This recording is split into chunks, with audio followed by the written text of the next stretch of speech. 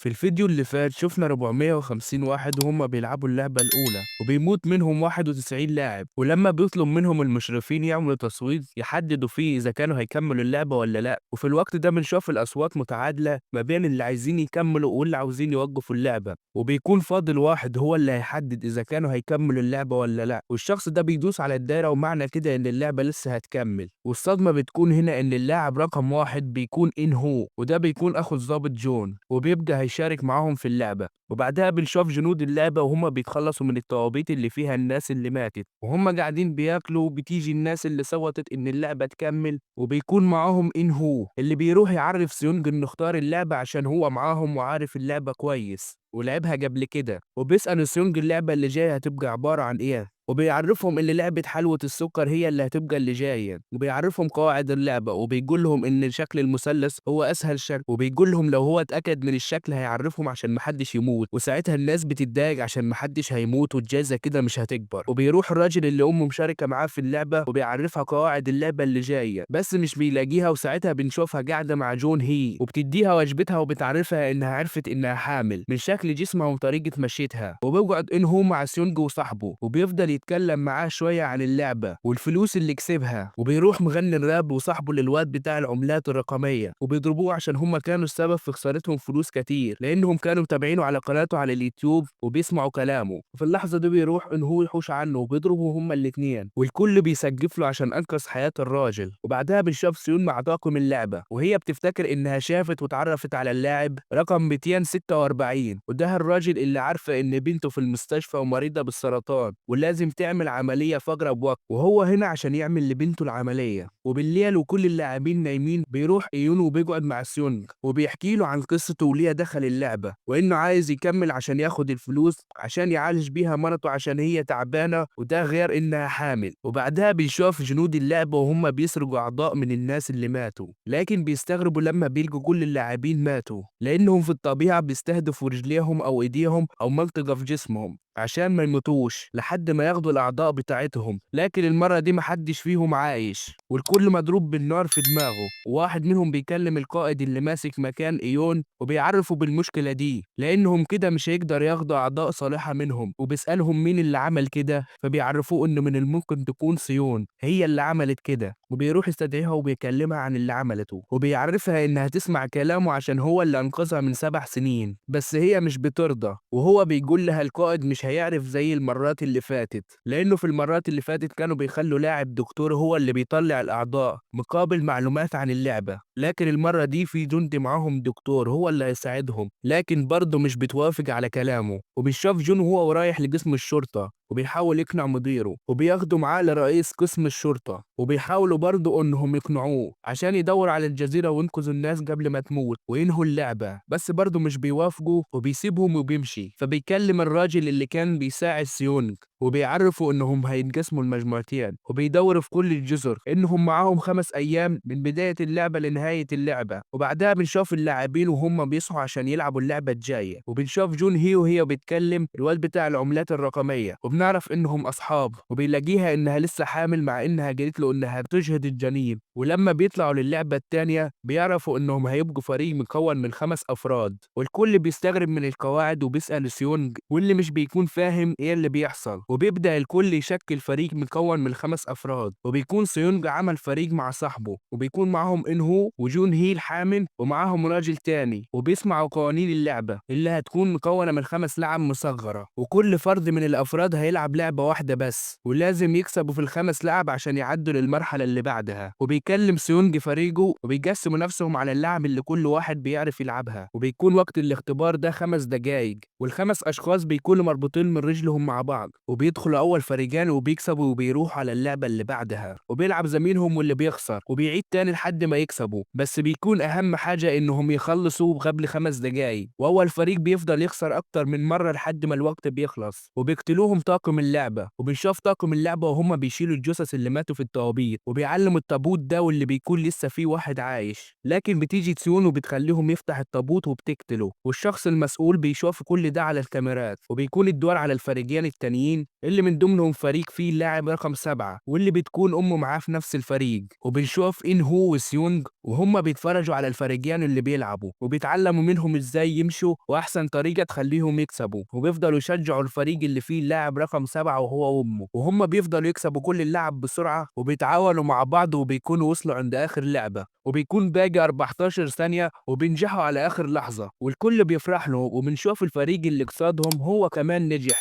وبنشوف فريق ورا التاني بينجح والكل بيبقى فرحان، وبنشوف فرق تانية بتخسر وبيتقاتلوا واللي بيكونوا كسبوا ال5 ألعاب بس مش بيوصلوا لخط النهاية قبل ما الوقت بيخلص وبيموتوا، وفي الآخر بيجي الدور على فريق سيونج وفريق تاني قدامهم وبيكون دول آخر فرقتين، وبيكسب فريق سيونج أول 3 لعب من أول مرة في كل لعبة، لكن لما بيجي الدور على إن هو في اللعبة الرابعة بيخسر من أول مرة، وسيونج بيعرفه إن لسه قدامه وقت كبير وبيحاول مرة تاني لكن برضه بيخسر، وبيحاول أكتر من مرة لحد ما بيبقى قدامه أقل من دقيقتين، وساعتها بيكسب في المحاولة الخامسة ليه وبيروحوا على اللعبة الأخيرة وبينطش سيونج الريتش 4 مرات والخامسة كانت هتقع منه، فبيمدوا إن هو رجله مربوطة معاه بسرعة فبيخليه يلحق الريشة قبل ما بتقع منه، وبيكسبوا اللعبة الخامسة وبيوصلوا لخط النهاية في آخر لحظة وبيفرحوا جدا إنهم كسبوا، لكن بيقاطع فرحتهم دي سواد طلق النار على الفريق اللي قدامهم عشان الوقت خلص قبل ما يكسبوا، وبنشوف سيون وهي وداخلة قضيتها وبيدخل عليها 2 من اللي بيسرقوا الأعضاء وبيضربوها وبيعرفوها إن ده هيكون آخر تحذير عشان تبعد عنهم، وبنرجع لغرفة الاستراحة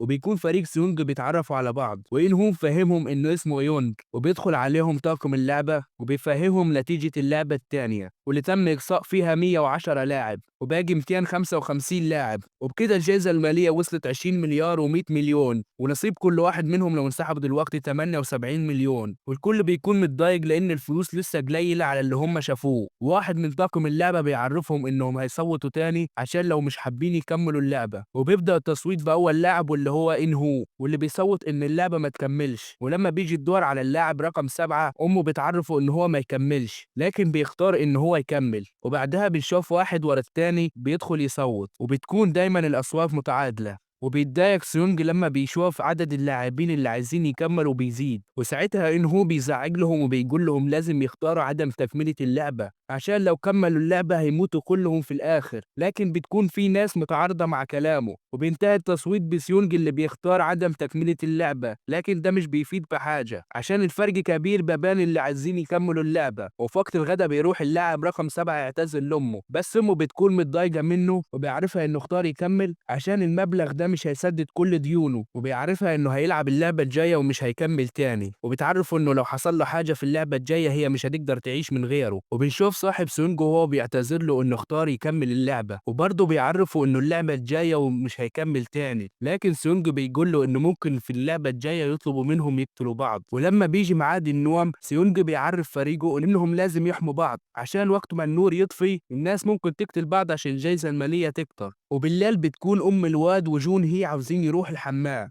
وبيروحوا سوا وبتروح معاهم واحدة كمان، وبيكون سيونج صاحي وقاعد يحرس زمايله وهم نايمين، وصاحبه بيصحى وبيكلمه وبيقول له إنه لو كان مكانه وكسب المرة اللي فاتت ما كانش هيجي مرة تاني، لكن سيونج بيعرفه إنه رجع عشان ينقذ الناس ويوقف اللعبة، وبيفضل صاحبه يفكره بأيامهم زمان وبيضحك عليها، لكن سيونج ما بيكونش مهتم باللي صاحبه بيقوله، وبعدها بيقول له خلينا نكسب اللعبة الجاية ونرجع من هنا مع بعض، وبيكون إن هو صاحي وبيسمع كلامهم، وبتشاف الست العجوزة بتسأل البنت اللي معاها عن جون هي وبتعرفها إن هي لسه في الحمام، فبتخبط عليها وبتسمعها وهي بتعيط وبتسألها حاسة بيها دلوقتي وبتعرفها إنها خايفة من اللعبة الجاية، فبتحضنها وبتحاول تهديها، وبعدها بنشوف جون وهو معاه رجالة كتير وبيقسموا نفسهم على مركبين، مركب هيفتش الجزر اللي في الشمال ومركب هيفتش الجزر اللي في الجنوب، وجون بيعرف قبطان المركب إنه قدامهم 4 أيام بس ويلاقوا الجزيرة اللي عليها اللعبة في الوقت ده قبل ما اللعب ما تخلص، وتاني يوم الصبح بيصحى كل اللاعبين عشان اللعبة التالتة، وبنشوف سيون بتستعد للعبة وكل الجنود بتستعد هي كمان، وبيدخل ال 250 لاعب لمكان الاختبار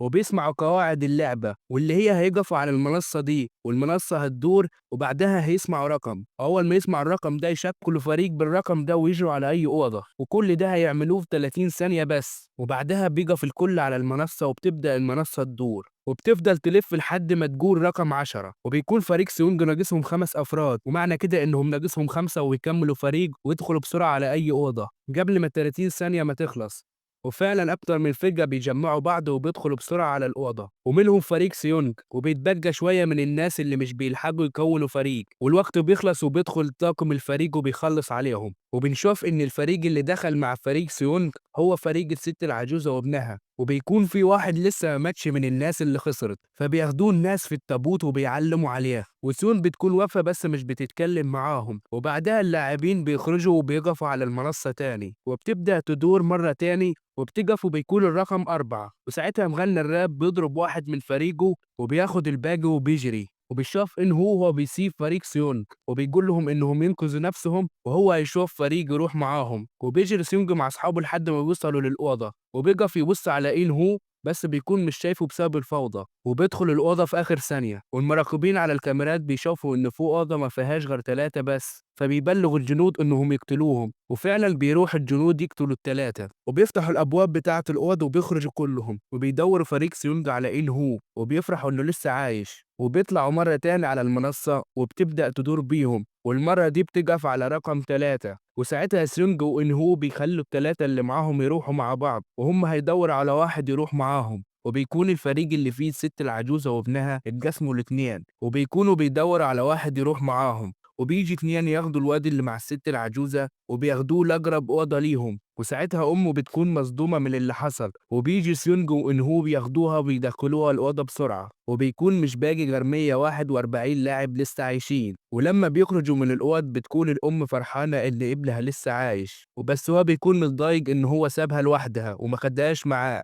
وبيطلع كلهم تاني على المنصة وبتبدأ تدور بيهم، ولما بتقف على رقم 6، وبينجح تاني فريق سيونج إنهم يخرجوا من غير أي خسارة، وبيكون مش فاضل غير 126 لاعب، ولما بيسألوا إيه الرقم اللي ممكن يجي إن هو بيقول لهم إنه هيكون رقم 2 عشان مفيش غير 50 أوضة بس، يعني مش هتكفي غير 100 شخص، وال26 اللي باقيين هيموتوا، وفعلا بتقف المنصة وبيكون رقم 2، وبنشوف الكل بيجروا عشان يلحقوا مكان في الأوض قبل ما حد تاني ياخدها، وساعتها بيضربوا بعض على اللي يلحق مكان، ولما بيدخل إنهو مع صاحب سيونج للأوضة بيلقوا واحد جوه، فبيروح إنهو يقتله قبل ما الوقت بيخلص، وبعد ما اللعبة بتخلص سيونج بيقول لإنهو تعالى نعد الناس اللي باقية عشان يعرفوا باقي كام واحد من اللي كانوا عاوزين يكملوا اللعبة وكام واحد مش عايزين يكملوا اللعبة قبل ما التصويت يبدأ تاني، وبنشوف جون وهو واقف بمركب قريب من جزيرة وبيبص على الجزيرة من فوق بطيارة درون، ولما بيرجع اللاعبين لمكان الاستراحة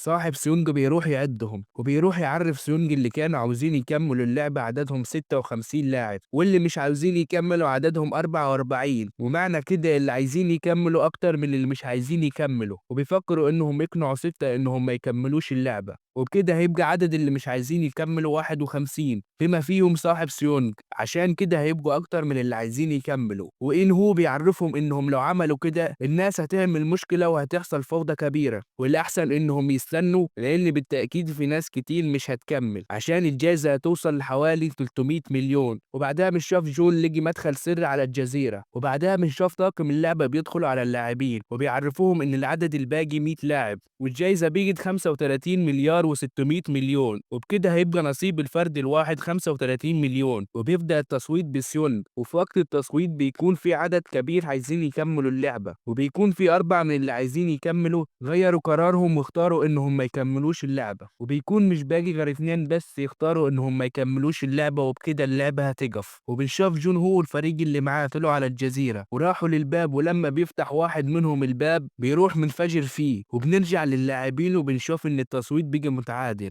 وبكده ما بقيش فاضل غير 2 بس، والاتنين قبل كده كانوا رافضين يكملوا اللعبة، بس بتروح اللاعبة رقم 6 تصوت إنها تكمل اللعبة، وبكده بيكون التصويت 50 هيكملوا اللعبة و49 مش هيكملوا اللعبة، وفي الوقت ده مش بيكون باقي غير إنهو، وبيكون صاحب سيونج عايز يقول له على اللي عمله إنهو جوه الأوضة وإنه قتل اللاعب، بس بيسكت لما بيلاقيه صوت بعدم تكملة اللعبة، وبكده بيكون انتهى التصويت بالتعادل، ولما بيسألوه إيه اللي هيحصل بعد كده بيقول لهم واحد من طاقم اللعبة إن البند الثالث هو إن لو في تعادل في الأصوات هيرجع يصوتوا مرة تاني وهيسيبهم لحد بكرة يفكروا، وبنرجع لجون وبنشوفه في مركب وبيكون في واحد مات بسبب الانفجار وواحد اتصاب، وبيعرفهم جون انهم هيكملوا التدوير عليهم وان بما انهم وصلوا للافخاخ معنى كده انهم جربوا. وبنرجع للاعبين وهم بيتغدوا وبيعرفهم انهم لازم يقنعوا شويه من اللي عايزين يكملوا انهم ما يكملوش اللعبه قبل التصويت بتاع بكره زي ما سيونج قال لهم. وفي الوقت ده بيحصل مشكله بين اللي عايزين يكملوا واللي مش عايزين يكملوا، ولما سيونج بيبص على الاكل بيلقى انهم حاطين لهم شوك حديد وبيعرف ان دي مكيده منهم عشان يقتلوا بعض. وبتبدا مشكله كبيره تانية في الحمام بين الفئتين، وبيحاول سيون مغني الراب ان يقتل ام جي، بس ام جي بيقتله بالشوكه في رقبته وبيقتله. وبنشوف المجموعتين بيقتلوا بعض في الحمام، واللاعبين اللي في الغرفه التانية بيلاقوا ان الجايزه بتزيد وفي ناس كتير بتموت ومش بيكونوا فاهمين ايه اللي بيحصل. وبيخرج المجموعتين من الحمام وبيعرفوا الباقيين ايه اللي حصل، وبيبدا المجموعتين يعدوا بعض عشان يعرفوا المجموعه اللي نقصت. وبنرجع للمركب وواحد من فريق جون بيصحى بالصدفه وبيشوف القبطان وهو بيخرب في الطياره الدرون بتاعتهم، ولما بيحاول يوقفه بيروح القبطان يقتله ويرميه في البحر. وبنرجع للفرقتين وبنشوف ان الفرقه اللي عايزه تكمل مات منها 3، وبنعرف ان الفرقه اللي مش عايزه تكمل مات منها 2. وبكده لو حصل تصويت تاني يوم هيقدروا انهم يوقفوا اللعبه. وبكده بيكون فاضل لهم نص ساعه عشان يقفلوا الانوار عشان ميعاد النوم، وبيكون سيونج قلقان من اللي هيحصل. وبنشوف القائد وفي واحد بيكلمه وبيعرفه ان عمليه التوصيل الاعضاء بدات والدنيا ماشيه تمام. وبيروح القائد لمركز التحكم ويبلغ الجنود ان ميعاد اللعبه الخاصه وكل واحد يروح على مكانه. وبيكون سيونج بيكلم صحابه وبيعرفهم اول ما هيطفوا الانوار الفريق التاني هيهجم عليهم عشان يقتلوهم، وإن هو بيقول لهم احنا لازم نهجم عليهم قبل ما يهجموا علينا. لكن سيونج مش بيوافقوا الراي وبيقول له ان مش معنى كده اننا نقتل بعض لان مسؤولين اللعبه عاوزين كده اصلا. وسيونج بيعرفوا انهم لازم يقتلوا طاقم اللعبه، ولو وصلوا لغرفه التحكم هيلقوا القائد اللي لابس قناع اسود وهيقتلوه وساعتها هتنتهي اللعبه. وإن هو بيسأل ازاي هيعملوا كده فبيرد عليه وبيعرفوا انهم هيسرقوا اسلحتهم ويقتلوهم بيها. ولما بيسألوا ازاي هياخدوا منهم الاسلحه بيعرفوا انهم هيفاجئوهم وقت المعركه بالليل. وبنشوف الجنود وصلت قدام الباب وبيكون مش باقي غير 5 دقايق والنور هيطفي، والكل بيطلع على السراير وبيكون سيونج معرف صحابه ان وقت ما النور بيطفي هينزلوا تحت السراير عشان ما يموتوش وبيفضلوا مستخبيين لحد ما القتال بينتهي. وبنشوف ان فعلا بعد ما النور ما طفي بتهجم عليهم المجموعه اللي عايزه تكمل اللعبه وبيبدا يقتلوا في كل المعارضين. وبيكون معرف سيونج زمايله ان القتال مش هيطول كتير لان لو ماتوا لاعبين كتير مش هيبقى فيه لعبه جايه، وان طاقم اللعبه هيدخل يوقف القتال بعد شويه. وبنعرف ساعتها انه كان مخطط لكل اللي هيحصل لان اول ما بيدخل طاقم اللعبه عشان يوقف الفوضى اللي حصلت ويشيلوا جثث الناس اللي ماتت بيكونوا زمايله عاملين نفسهم ميتين لحد ما يجرب عليهم حد بسلاح بيقوموا بسرعه وبياخدوا منه السلاح وبيقتلوا في طاقم اللعبه. والغريب ان هو بيشارك معاهم، ولما بيشاف القائد اللي بيحصل من مركز المراقبه وبيطلب من الجنود الانسحاب ويقفل الابواب، وفعلا بينسحب الجنود اللي لسه عايشه وبيقفلوا الابواب وبيكون لسه في واحد جوه وبيمسكوا سيونج وصاحبه. والقائد بيبلغ الجنود انهم يحضروا نفسهم بسرعه ويتجمعوا في اسرع وقت، وبيجمع سيونج الاسلحه والذخيره اللي موجوده مع الجنود اللي موتوهم. وبيقرر كل اللاعبين انهم يوقفوا اللعبه وان اللي عايز يساعدهم يجي معاهم، وبيوافق كم واحد انهم يجوا معاهم. وبيهدد سيونج الجندي اللي معاه انه يساعدهم ويوصلهم للقائد، وبياخده وبيمشي من الباب التاني. وهم طالعين على السلم بيشتبكوا مع الجنود طاقم اللعبه وبيضربوا على بعض نار، ولكنهم بيتغلبوا عليهم وبيتقدموا اول ما بيوصلوا للباب. وبيعرفهم الجندي اللي ماسكينه انهم لازم يلبسوا اقنعه عشان الاستشعار يفتح الباب، وبيتفاجئ انه هو معاهم بس بيتضرب عليه نار وبيموت. وبيحصل الاشتباك قوي بين اللاعبين وبين طاقم اللعبه، وبياخد سرنج القناع وبيروح هو وصاحبه وبيحاول انه يلاقي الباب اللي يوصله للقائد، وفعلا بيلاقي الباب وبيفتح سرنج الباب بالقناع وبيبلغ صحابه ان لقي الباب اللي هيوصله للاداره. وبيسمع ان هو كل الكلام اللي بيتقاله، وبيكون سيونج خلاص وصل لاخر حاجه هتوصله للاداره، بس بيكون في جنود كتير بيحرسوا الباب وبيضربوا عليه نار. وبيكون فريق سيونج لسه في اشتباك مع طاقم اللعبه اللي مش بيخلصوا مهما يضربوا عليهم نار او يموتوا ناس منهم. وبيبدا يموت من فريق سيونج واحد ورا التاني لحد ما ذخيرتهم قربت تخلص، وبيطلب منهم سيونج ذخيره ويدعموه، فبيروح له ان هو معاه 2 وبيروح واحد من الباقيين يدور على اي ذخيره. وسيونج بيطلب من صاحبه انه يغطي عليه، وبيطلع هو من اللي قتلوهم يجيب منهم ذخيره بس بيتصاب بطلقه في كتفه. وبيجي ان هو بيقول لهم انه لقى طريقه يلف حواليهم ويفاجئوهم، وبيغطي عليهم سيونج وصاحبه